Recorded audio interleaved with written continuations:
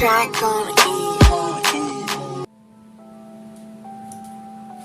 back to the channel, bros. It's been a while.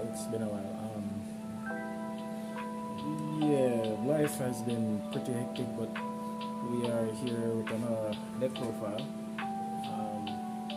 We're going to be featuring not everybody's favorite archetype this time, but just Flowandereeze. But without much further ado, going right into the profile. Alright guys, so like I said, just going straight into the profile for my blind second Flowandereeze.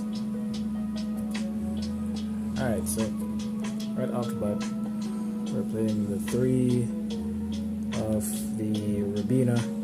It's the best starter because you can literally start playing the game with just this card alone. It searches you your other little birds and then gives you the extra normal summon. And the card that you're mostly searching for to start your plays with Rabina is going to be the Flowandereeze and Eaglin. This can be a starter, but only if you have like another means to get another little bird on board. So this is not so good a starter on its own. It's better paired with like the map or like the unexplored wings, but this by itself is not so good to start with. Of course, we're playing the 1 toucan and the 1 stree. This isn't so good as this is because you do play the quick play spell that banishes your birds, and then you do play the field spell that can banish your spells and traps that this can add back.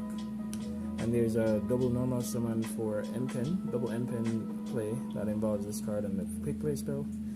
But yeah, for the big birds, playing 2 M-Pen.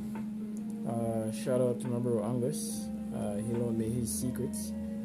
I only have like supers and 1 ultra. But yeah, I played 2 of these. I was trying this card out. I am trying this card out. I honestly do not like it. I mean, I summoned it like once. It was for more like the Kashtira play, but to be honest, I lost a duel against Kashtira because I had misplayed and forgot to actually go into this play. But yeah, we're not going to talk about that. I lost. Yes, I played it once now. It probably can be cut, but I kind of like it, even though it only ever came up once. Everybody else I played it, they kind of died before I even got to use it, or I just never needed it in the matchup at all. Of course, we're playing the 1 riser.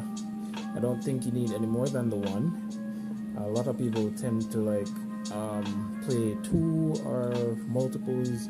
I don't believe that's correct, because you can just keep recycling the card with its own effect to get multiple bounces, and then you can bounce possibly like 4 cards in 1 turn if you play properly.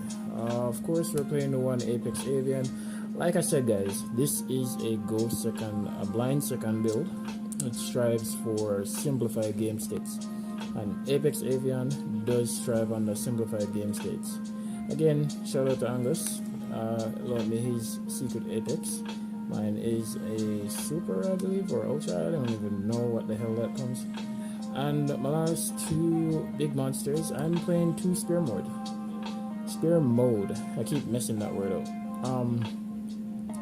Kashtira's best board is like 3 to 5 monsters, and this just clears all the problems. And then pair this with map and any small bird, and you are typically winning that game, or with evenly, or you're just doing so much with this 1 card. And for the final monsters, I'm playing 3 Ash Blossom. Branded is good, which means Ash Blossom has become a lot better in this format. You might want to think about how your Ash plays out in the Kashtira matchup, because if it's a case where you go ahead and Ash the Unicorn, you basically just give up a card in the extra deck, which is fine, I guess, in Flowandereeze, because you don't really use your extra deck that much. Although this build can actually link climb, because of cards that I play, but we'll get to that later. So that's going to be it for all the monsters. For the spells, of course, we're playing the 3 map, Heart and Soul of the deck. When you put on it normal summons, you get to normal summon 1 Flowandereeze monster. You can reveal 1 level 1 Flowandereeze monster and banish 1 Flowandereeze card with a different name from the deck. And then you immediately have to summon the monster you revealed. And this is my hot take. I'm playing 2. I only own 1. Shout out to Angus again. I borrowed one of his because I just wanted to play the deck with a bit more consistency. So I played 2 because I wanted to add other cards into my deck without going over 40. So yeah, I opted for 2. And then of course the 1 unexplored wins. People say you should probably side one of these or play more for Kashtira. I typically didn't end up needing it. I don't know. I play differently, so I tend not to need it. Of course, we're playing the 3 Book of Eclipse. This usually is to tank one of these out for the opponent's hand so you can continue playing, or you just get to book their entire board. Either way, you're happy. It facilitates as a board breaker as well. Thing is, in this deck, you typically don't want to activate this card alone unless you're using it to like dodge imperms or veilers or that stuff. Because if you have this card alone, you can't get rid of the monsters that you just booked. So you typically want to have this card with evenly matched or some way to bounce or tribute the cards. Well, that's pretty much that. Of course, 3 duality, consistency cards. Of course, dig to see 3 cards deeper into the deck. 3 extravagance. I don't own prosperity, otherwise I just play 3, but it is what it is. The only thing I really hate about this card is the fact that it has to start my main phase 1. I don't have a choice about that. Maybe I kind of mind the fact that it banishes random from my extra deck, because this build is actually able to link climb, and it does it pretty easily based on how well you know the deck. But yeah, that's pretty much all I have to say about this. That's all the spells I play. Of course, for the traps, 3 evenly, best board breaker in the meta currently, at least in my opinion. I don't see any board breaker that's better than it, because you're banishing the cards face down. Then never have those cards to use again, unless it's like a Rise Heart that's going to just attach a banished card, a face down banished card. But yeah, this is the best board breaker to me right now in the format. We're playing 3 imperms, of course. Yeah, like I said, this is a go second centric build. So you turn off problematic cards, then you hit them with the evenly, you hit them with the Book of Eclipse, and then you just go to dismantling the board. And the last card in the deck to make it around 40, of course, is the 1 Flowandereeze and Dreaming Tone. Not so much what it used to be, because we don't have Glow Statue anymore, but a lot of people think that this deck can't fight without Statue, which it can. It can do pretty well, it's just that you have to use a lot more brain power with the deck now. So yeah, that's pretty much the main deck. For the extra deck, let's see. Before I even get to the extra deck, I just want to go ahead with my...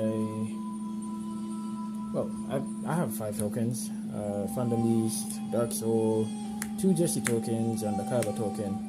I should have a Gorse token somewhere, I'm not sure where it is, but I typically use these to represent my blocked out zones. And of course I want Field Center.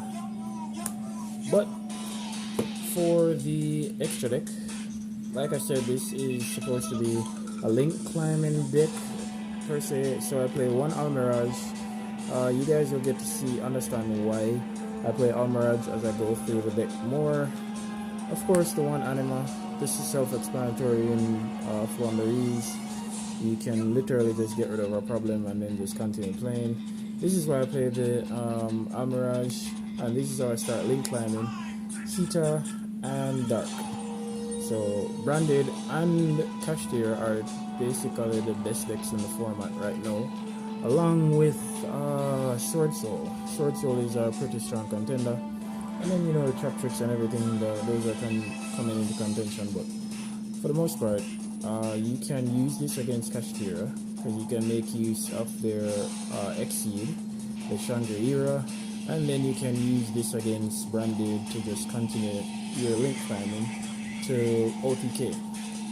One Phoenix, of course, back row removal so that you can play the game more freely. One Unicorn and one access code. Like I said, you can link climb in this deck and you can OTK just the same. So that's it for all the links. For the XYZs, of course, we're playing the one Gustav Max and the one lead, because if I have two level 10 monsters and I need to close out the game and not give my opponent a turn, this is how I do it, because you overlay those two, detach one, you burn for 2k, then you overlay this guy, you detach one more, this guy gains 2k, and that's 6k, and that's literally 8,000 right there. Play 2 assembled Nightingale. Cashtira is looking in the extra deck, and then I did a Dino, fun go second Dino, which Lithosagin is at 3, and they have to take 3 cards with 3 different names, so I didn't want them to just take my board breakers without any, form of recourse.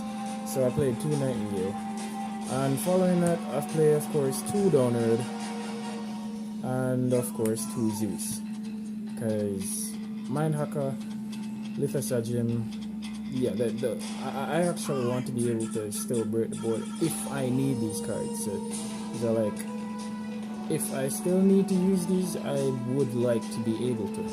I mean, if the extra doesn't banish them, I mean. But yeah, that's going to be it for the extra. For my side deck, this is completely up to you, but I'm just giving you my ideas on what I'm running. 2 Nib. I don't necessarily have the space for 2, and then I main 2 Spear Modes, so this is typically fine for me. Of course, the 1 Harpies and the 3 Cosmic back row hate, because Zombie World is still your worst enemy in this deck, so you want to make sure that you have an out for that card. So yeah, and then Trap Tricks, pretty much. If they don't bring the one that prevents their cards from being destroyed. 3 Harpies, Featherstorm. Of course, if this gets dusted, then you get a duster from your deck, graveyard or whatever, for free. And then you just tell them, okay, I control a Wind Wing Beast, so you have no monster effects. But essentially right now, without monster effects, you can't play Yu-Gi-Oh! 3 Old Man that said no, because your opponent should not play Yu-Gi-Oh! That's not how this works. We play Yu-Gi-Oh!, you watch, and then we win. Sounds about right? Okay. And to close it out, 3-dimensional barrier. This covers 2 of the best matchups actually. This covers Branded in you call Fusion. This covers the Cashier in you call XYZ. And then the only thing you're dealing with is like Unicorn and Fenrir, which is pretty easy to do with this deck. It's just the zone locking is a bitch if you don't have the Spear Mode. But yeah, guys, let me know what you guys think down in the comments. As usual, like, comment, share, and subscribe. And I will try to, give you guys a bit more content or updates with the channel, because with work and everything, it's just been a hectic time, so I haven't been able to do much where the channel is concerned, but I'm trying to make up for that. So just like, comment, share, and subscribe, guys. It would help me a lot to try to stay motivated to keep doing these type of videos, because I actually like doing the videos and YouTube bringing knowledge to people. But yeah, guys, peace, love and respect, and I'll see you next time.